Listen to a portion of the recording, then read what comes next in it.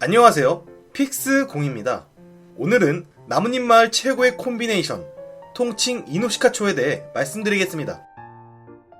각국의 닌자 마을에는 오래전부터 대대로 전승되는 혈기한기 일족과 비전인수를 사용하는 일족이 존재합니다. 그런데 특히 나뭇잎 마을 같은 경우는 타국에 비해 매우 강력한 혈기한기 술사와 비전술사를 보유하고 있습니다. 그리고 오늘 소개할 이노시카초는 나뭇잎 마을을 대표하는 비전술사들입니다. 이노시카초는 특별한 비전인수를 사용하는 야마나카 일족, 나라 일족, 아키미치 일족의 후계자들이 계승하는 콤비네이션으로 세 일족을 통틀어 부르는 명칭입니다. 사실 개인적인 능력만 따지자면 다른 비전인수를 사용하는 아브라메 일족이나 이누즈카 일족에 비해 부족하다 할 수 있습니다. 하지만 이 세 일족이 힘을 합쳐 비전인수를 조합할 경우 수많은 적을 상대함에도 밀리지 않는 폭발적인 시너지 효과를 발휘하게 됩니다.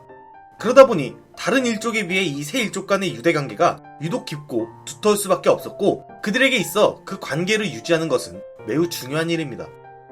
그래서 이노시카초는 긴 시간 동안 돈독한 관계를 유지하기 위해 그들만의 전통을 만들었고, 그 전통으로 인해 오랜 시간이 지남에도 그 관계를 유지할 수 있었던 것입니다. 자, 그럼 이노시카초의 그 전통이란 무엇일까요?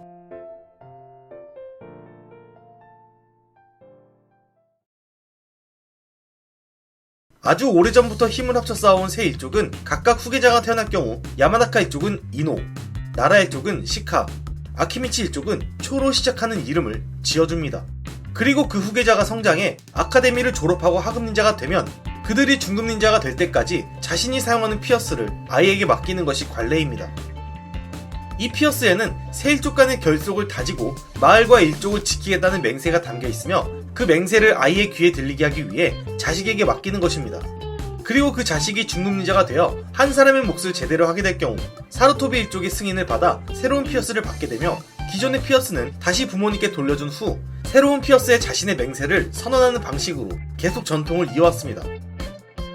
그래서 대대적으로 이노시카초의 담당 선생은 사루토비 일족이 맡아온 것이고, 16대 이노시카초가 속한 10반에 사루토비 아스마가 배정된 것입니다.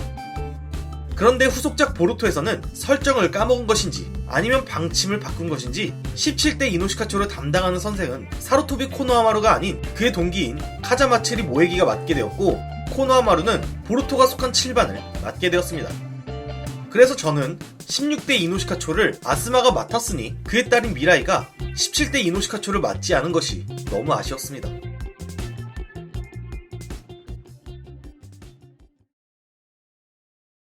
앞서 이노시카초가 힘을 합치면 높은 시너지를 발휘한다 말씀드렸는데, 이 능력들을 개별적으로 따지자면 장점보다는 단점이 더 많은 능력이라 할 수 있습니다. 야마나카 일족이 사용하는 비전인술인 심전신의 술법은 정신계 인술로 타인의 육체를 조종한다는 매우 엄청난 능력을 가졌지만, 상대를 정조준하고 약간의 시간이 있어야 술법이 발동되기 때문에 맞추기가 매우 힘들고, 상대가 정신력이 강하면 얼마 있지 않아 술법이 해제된다는 단점이 존재합니다. 그리고 설령 상대의 육체를 장악하더라도 본체는 무방비 상태가 되며, 장악한 육체가 데미지를 받더라도 그대로 그 충격이 본체에까지 미치게 됩니다. 그래서 심전신의 술을 성공시켜도 자신을 케어해줄 제3자가 필요하며, 술법을 성공시키려면 상대의 발을 묶어줄 나라 일족의 그림자 흉내술의 도움이 거의 필수적이라 할 수 있습니다. 그림자 흉내술은 술자의 그림자를 상대방의 그림자에 닿게 하여 상대의 신체의 자유를 빼앗는 기술입니다. 하지만 심전신의 술법처럼 이 또한 상대의 역량과 신체 능력이 우월할 경우 상대를 속박하기가 매우 힘들고, 상대를 잡는 시간 동안 지속적으로 차크라를 소모해 오래 유지하지도 못합니다. 거기에 그림자를 이용하는 기술이다 보니 태양의 위치와 지형지물의 영향을 많이 받고, 해가 기울어질 때마다 달라지는 그림자의 크기까지 고려해야 하다 보니 능력 대비 신경 써야 할 부분이 너무 많다는 것입니다. 시카마루가 이 능력으로 많은 활약을 펼쳐 대단해 보일 수도 있는데, 반대로 생각하자면 비전인술보다 사기적인 두뇌를 가진 시카마루이기 때문에 이 정도의 효율을 뽑아낸 것이란 것입니다. 이처럼 야마나카 일족과 나라 일족의 능력이 포획과 제어이다 보니 이들에게 부족한 화력을 채우기 위해 아키미치 일족이 이노시카초에 속하게 된 것입니다. 아키미치 일족이 사용하는 배화의 술은 자신의 육체를 거대화시켜 엄청난 파괴력을 이용해 상대를 압박하는 기술입니다. 하지만 배아의수 상태에서 사용하는 6탄 전차는 자신의 오감을 스스로 봉인하다 보니 상대의 공격에 대처하거나 컨트롤하기가 매우 힘들며 술법을 사용하기 위해 차크라만 쓰는 다른 술법과는 달리 칼로리도 함께 소모되기 때문에 설령 차크라가 남아있더라도 비축해놓은 칼로리가 없이 능력을 사용하다 보면 생명이 위험해진다는 치명적인 단점이 존재합니다. 그래서 아키미치 일족은 항상 능력을 사용하고 나면 극심한 칼로리 소모로 인해 날씬한 체형으로 변하게 되는 것이며 칼로리를 증가시키기 위해 항상 먹을 것을 달고 다니는 것입니다.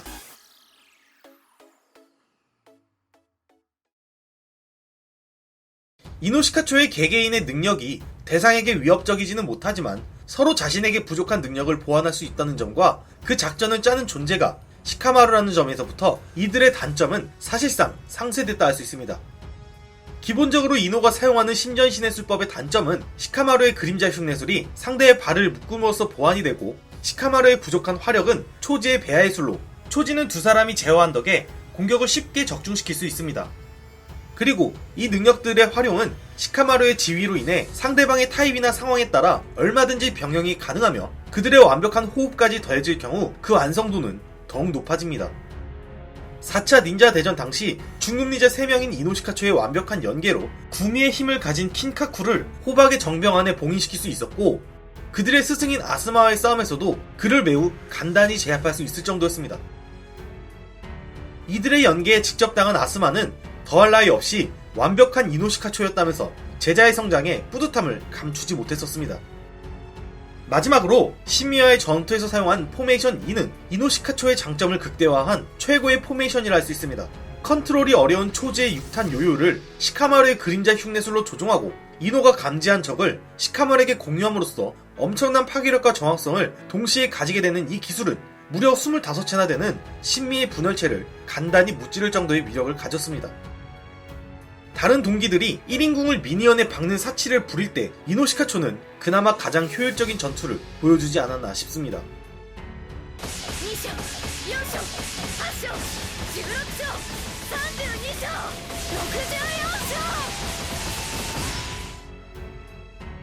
오늘 준비한 영상은 여기까지입니다. 영상이 재밌으셨다면 구독하기와 좋아요를 눌러주세요.